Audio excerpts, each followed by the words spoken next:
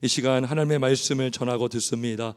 이 시간 하나님께서 우리 믿음의 선진들에게 은혜 주셔서 웨스트민스터 신앙 고백서를 또 작성하게 하시고 후대에 우리 믿음의 또 우리 후손들이 오늘 이 시간 모여서 하나님의 그 놀라운 말씀의 그 양식을 우리가 또 신앙 고백서를 통해서 또 깨닫게 하심을 참으로 감사합니다. 이 시간 또 말씀을 통해 우리가 믿음이 생기고 자라나는 은혜를 허락하여 주시옵소서. 이 시간 함께 하심을 믿사옵고 살아계신 예수님의 이름으로 기도하옵나이다. 아멘. 할렐루야.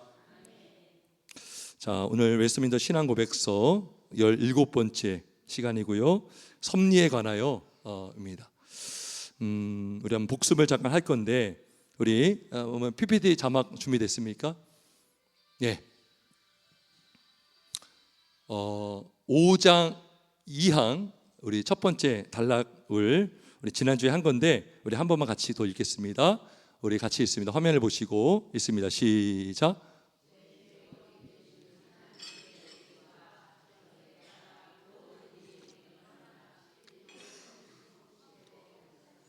자, 제1원인이 누구시라고요? 하나님이죠. 그러니까 모든 일들은 변함없고 틀림이 없는 하나님의 뜻에 작정에 따라 성취되고 발생한다는 거죠. 믿으시죠? 예, 그죠? 이게 고백서로 딱 작성이 되었지만 여기다 성경에서 나온 거라고 했죠. 자, 그 다음에 두 번째 단락 읽겠습니다. 두 번째 단락 우리 화면을 넘겨주시고요. 하지만 있습니다. 시작.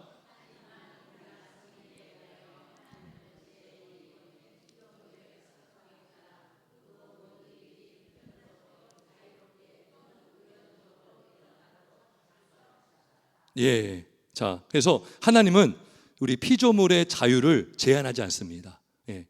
아까 우리가 50장 20절에 보면 당신들은 나를 해하려 하였으나 뭐예요? 요셉이 형들에게 한 말이죠. 형들은 나를 해하려고 했습니다. 그 해하려고 한 것은 형들의 자유의지로 한 거예요. 형들이 동생을 죽이려고 했잖아요. 예. 그런데 하나님은 그것을 선으로 바꾸사 오늘같이 많은 백성의 생명을 구원하게 하시려 했다. 그러니까 우리 피조물의 자유와 또 행동을 제한하지 않습니다. 그런데 그게 결국 하나님께서 하나님의 일을 하게 하시는 방편이 되게 하신다는 것이죠. 예, 그래서 지난 주일날 제가 그랬어요. 열왕기상 22장에 보면 아합 왕과 북이스라엘 아합 왕과 남유다의 여호사 왕이 같이 있는데 아람 군대가 쳐들어왔어요. 그때 아합 왕이 자기가 죽을까 봐 자신의 왕복을 여호사밧 왕에게 입혀줍니다. 근데 전장에 가서 아람 군대 한 사람이 무심코 활을, 거기 성경에 나와요. 무심코 활을 던졌다 그래요. 무심코. 예, 활을 당겼다. 예. 근데 누가 맞았죠? 그죠? 아합 왕이 맞았어요. 예. 여호사밧이 이스라엘 왕의 옷을 입었는데 아합 왕이 맞은 거예요. 예. 그러니까 뭐예요? 하나님의 뜻을 거스를 수 없다는 것이죠. 아무리 아합 왕이 죽지 않으려고 해도 하나님의 섭리 가운데 아합 왕이 맞았는데 거기 보면 무심코, 이게 우연히 쏜 것 같지만 우연이에요, 아니에요? 우연이 아니죠. 하나님의 섭리 가운데 아합 왕이 그 활을 맞게 된 것입니다. 여러분, 그런 말 있잖아요. 뭐 병은 숨기지 말고 자랑해라. 예. 왜냐하면 병을 얘기하면 주변의 사람들이 어떤 병원을 소개시킬 수도 있고 어떤 약을 또 소개시켜 줄 때가 있습니다. 예. 그래서 자기는 그냥 어떤 대화의 자리에서 나 요즘에 몸이 이렇게 아파. 그랬더니 그 상대방이 듣더니 야, 그거 이 약 먹으니까 괜찮더라 해서 약 먹었더니 난 거예요. 예. 그러니까 뭐죠? 우연히 말했고 그 사람은 우연히 만나서 그걸 들었는데 그 사람을 통해서 약을 소개받고 의사를 소개받고 병원을 소개받아서 병원에 갔더니 낫어요. 예, 그게 뭐예요? 일 원인 대신에 하나님께서 그 친구를 통해서 그리고 의사를 통해서 약을 통해서 치료해 주심을 우리는 믿습니다. 아멘이십니까? 그래서 이 원인의 속성에 따라서 그 모든 일들이 필연적으로 하지만 자유롭게 또는 우연적으로 일어나도록 작정하셨다라고 했습니다. 이게 바로 일반 섭리라고 하죠. 따라해 봅시다. 일반 섭리. 자, 그럼 일반 섭리가 있으면 무슨 섭리가 있죠? 특별 섭리가 있죠. 특별 섭리는 뭐냐? 이 원인을 거치지 않고 일 원인이신 하나님께서 직접 역사하시는 거예요. 물론 이 원인을 통해서도 하나님은 역사하시는 거지만 이 원인이 필요 없이 바로 보세요. 즉각적으로 한번 넘겨주세요. 화면을 보겠습니다. 같이 사망을 읽습니다. 시작. 하나님은 일반적으로 자신의 섭리하심에 있어서 여러 수단을 사용하신다. 그러나 그 수단들 없이도 초월적으로 때로는 그 수단들에 역행하여 뜻대로 자유롭게 일하신다. 여러분, 포도주를 만들려면 어떻게 되죠? 포도를 따가지고, 그죠? 그거를 짜가지고, 하여튼 뭐 하겠죠? 그죠? 물을 붓고. 근데 요한복음 2장에 보면 어떻게 예수님 만드셨죠? 그냥 물이 포도주를 따는 것도 없고, 뭐 그거를 짜는 것도 없고, 물도 보는 것 없이 그냥 물이 어떻게 그냥 바뀌어버린 거예요. 이게 이거예요.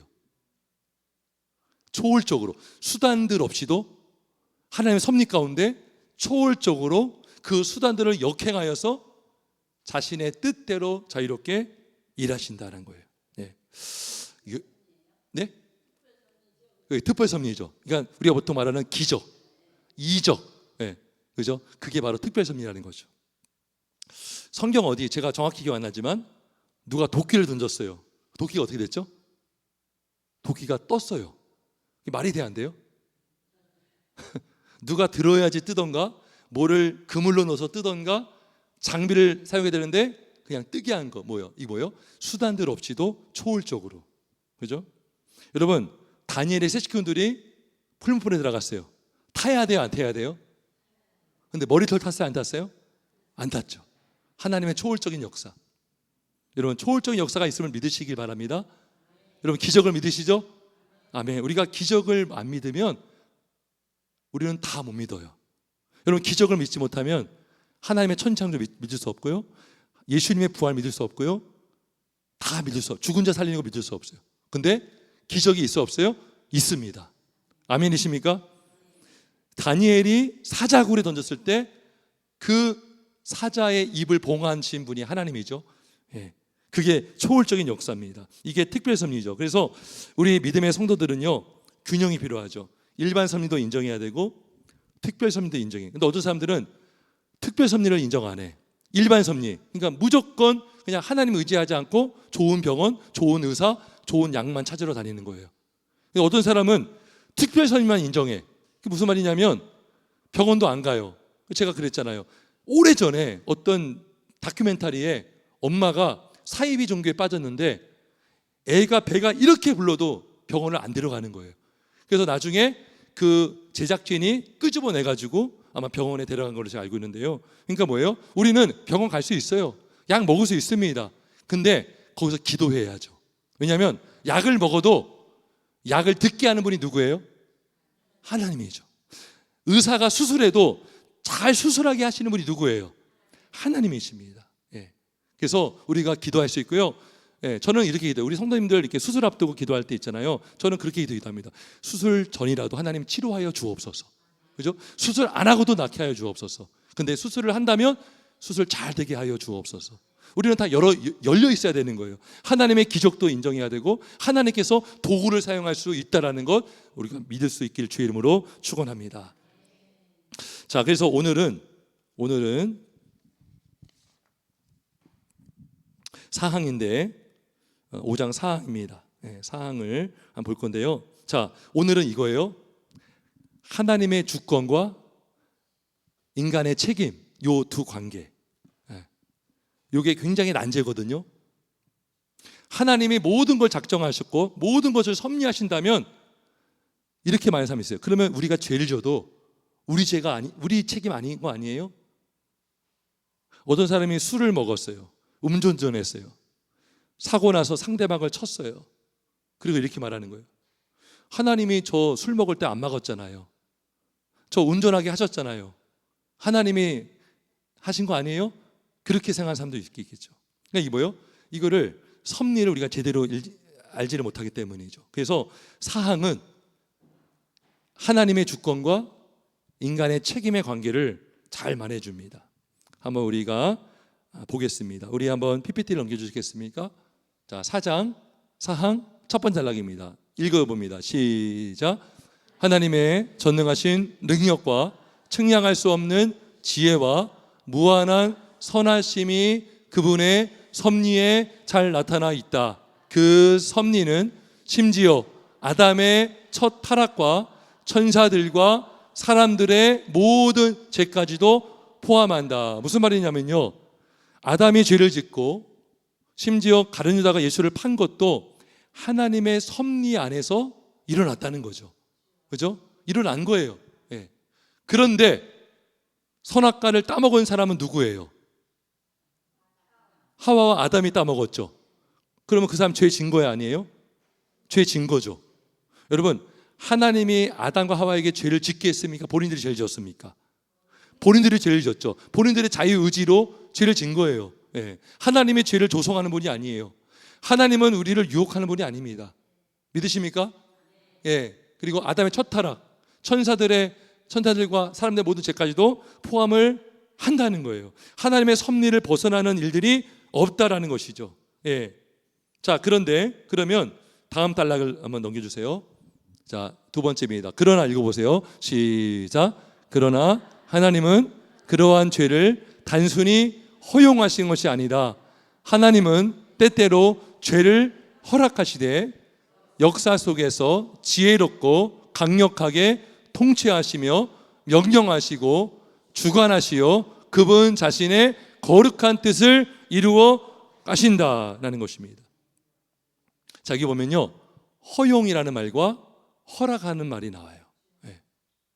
그러니까 하나님이 주도적으로 죄를 짓게 하고 죄를 조장하고 죄를 조성하는 것이 아니라 인간의 자유의지로 죄를 짓는데 때때로 죄를 허락하십니다.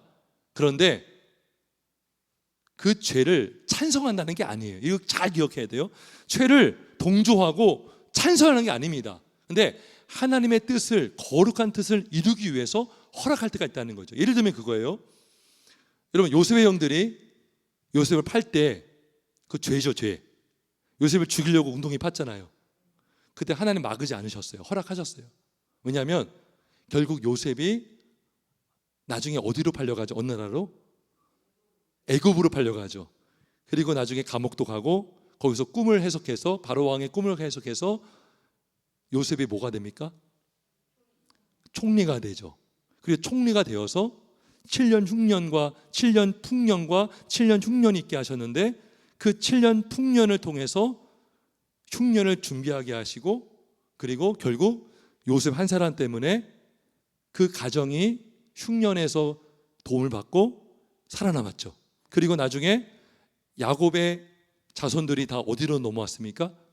애굽으로 넘어와서 고생 당해서 살게 되어서 출애굽기 1장에 보면 이스라엘 백성들이 수가 굉장히 많아졌다. 그게 뭐예요? 예수님께서, 하나님께서 아브라함에게 하신 약속이 성취가 된 거예요. 너로 무슨 민족을 이루겠다? 큰 민족을 이루겠다 그랬죠. 그죠? 예수님께서 아브라함에게 하신 약속이 요셉을 통해서 성취가 되게 하신 거죠. 그러니까 하나님의 이 거룩한 뜻을 이루게 하시도록 요셉의 형들이 죄를 졌지만 그거를 허락하신 거라고요. 찬성한 게 아니라 허락한 거죠. 하나님은 악을 뭐로 바꿨어요? 선으로 바꾸사. 오늘 말씀이 나오죠. 선으로 바꾸사 오늘과 같이 많은 백성의 생명을 구원하게 하시어 하셨다라는 것입니다. 그래서 보세요. 그 요셉의 형들이, 요셉이 꿈을 꿨잖아요. 처음에 요셉이 거의 막내잖아요. 요셉이 꿈을 꿨더니 형들이 그랬어요. 요셉이 오니까 꿈꾸는 자가 오는도다 그랬어요. 그래서 요셉을 죽이면 꿈이 안 이루어지잖아요. 그러니까 요셉의 형들은 요셉의 꿈을 이루지 못하도록 죽이려고 했다고요. 근데 그것은 불가능합니다. 왜요? 요셉의 꿈은 누구의 뜻이에요? 하나님의 뜻이죠. 그죠? 11단이 한 단에 절을 하고 그게 뭐예요? 요셉을 높여준다는 거죠. 요셉은 총리가 되도록 하나님이 작정하신 거예요. 근데 형들이 그 하나님의 계획을 막을 수가 없는 거예요. 그래서 무슨 말이냐면 형들은 자꾸 그 요셉을 죽이려고 했고 팔았지만 하나님은 그 악을 선으로 바꿔 주신 줄 믿습니다. 여러분, 마귀가요, 예수님을 죽이면은 마귀 왕국이 될 줄 알았어요. 유다를 유혹해서 유다가 은30에 눈이 멀어서 예수님을 팔았죠. 그러면 예수님을 팔아넘기고 마귀가 예수를 죽이면 마귀가 우두머리가 될 줄 알았죠. 근데 어떻게 했어요? 예수님이 죽고 끝났습니까? 아니죠. 예수님은요, 피 흘리셨어요. 그 피로 인해서 우리의 죄가 사함받고 그리고 예수님은 삶 안에 부활하셨습니다. 그러니까 마귀는 이걸 몰라요. 그러니까 마귀는 본인이 내가 이겼다, 내 뜻대로 이루어진다라고 했지만 하나님은 그 마귀의 괴략까지도 허락하셔서 하나님의 거룩한 뜻을 이루시는 줄 믿습니다. 자, 그 다음에 한번 넘겨주겠습니까? 우리 죄악성은 읽어보겠습니다. 시작.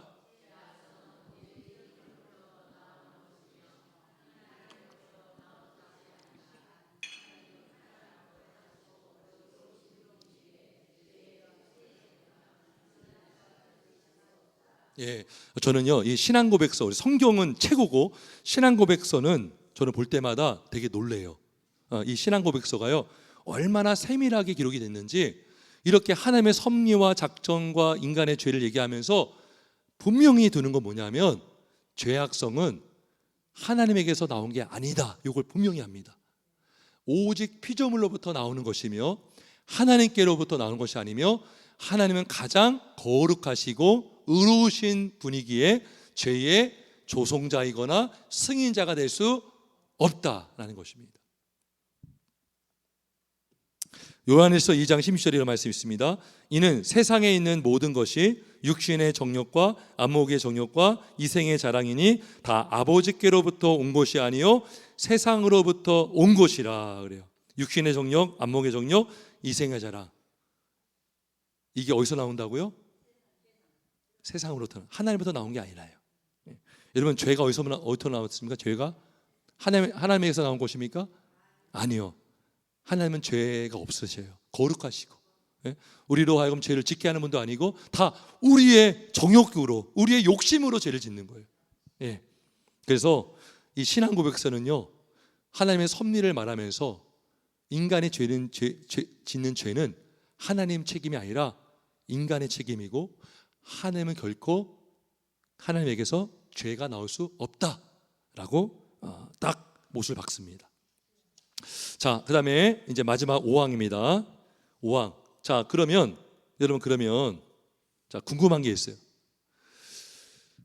그래도 하나님이 전능하시고 하나님이 작정하시고 하나님 모든 걸 섭리한다면 인간이 죄를 지을 때에 막아주셔야 되는 게 아닙니까? 그죠? 그런 생각을 할 수가 있어요. 많은 기독교인들 중에 그런 것 때문에 막 하나님을 오해하는 경우가 있어요. 왜 그때 하나님이 저 왜 술 먹게 내버려 두셨습니까? 왜 저 방황하게 내버려 두셨습니까? 그 내용, 그 이유를 5항이 나오는데 한번 넘겨주겠습니까? 5항 첫 번째 단락입니다. 우리 같이 있습니다. 시작. 가장 지혜로우시고 의로우시며 은혜로우신 하나님께서는 때때로 자기 자녀들을 많은 시험과 마음의 부패 가운데 잠시 동안 버려두신다. 이해 되십니까? 가장 지혜로우시죠. 하나님은 지혜로우시죠. 의로우신 분이죠. 은혜로우신 하나님께서는 늘이 아니에요. 때때로 자기 자녀들을 많은 시험과 마음의 부패 가운데 얼마 동안? 잠시 동안 버려둔다는 거예요. 버려둔다. 왜 그럴까? 그게 다음에 나와요. 여러분, 재밌죠 이거? 그렇죠? 교복서 너무나 놀랍죠? 한번 넘겨주세요. 자, 우리 첫 번째 단락을 한번 맨 위에 거 네 줄 읽어봅니다. 시작. 그것은 그들이 전에 지은 죄를 징계하시기 위함이거나 부패성에 숨어있는 잠재력과 심령의 기만성을 발견하여 겸손한 자가 되도록 하시기 위함이다. 그 다음에 두 번째 단락도 있습니다. 또한 시작. 또한 그들을 보존하여 하나님 자신에게로 더 가까이 이끄시고 지속적으로 자신을 의존하여 살게 하려 합니다. 마지막 것까지 있습니다. 나아가 시작.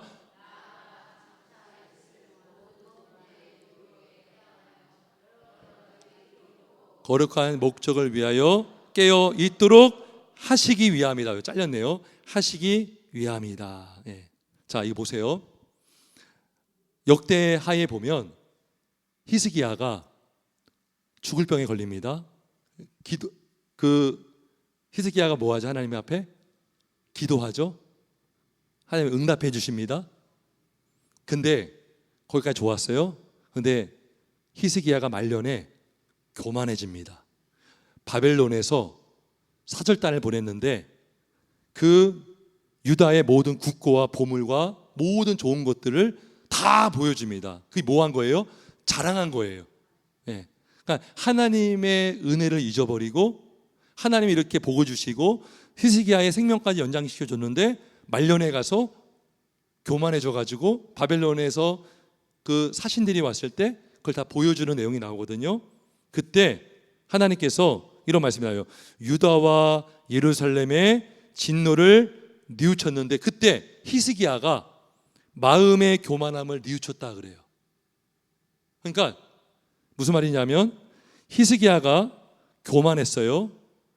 그리고 교만한 마음으로 그 나라의 국고를 다 오픈하고 보여줄 때 그걸 막지 않았다고요. 왜냐하면 그걸 통해서 히스기야가 얼마나 교만한지를 알게 하시기 위하고, 그 다음에 그로 인해서 히스기야가 누구를 더 의지하게 될까요? 하나님을 의지하게 되는 거죠.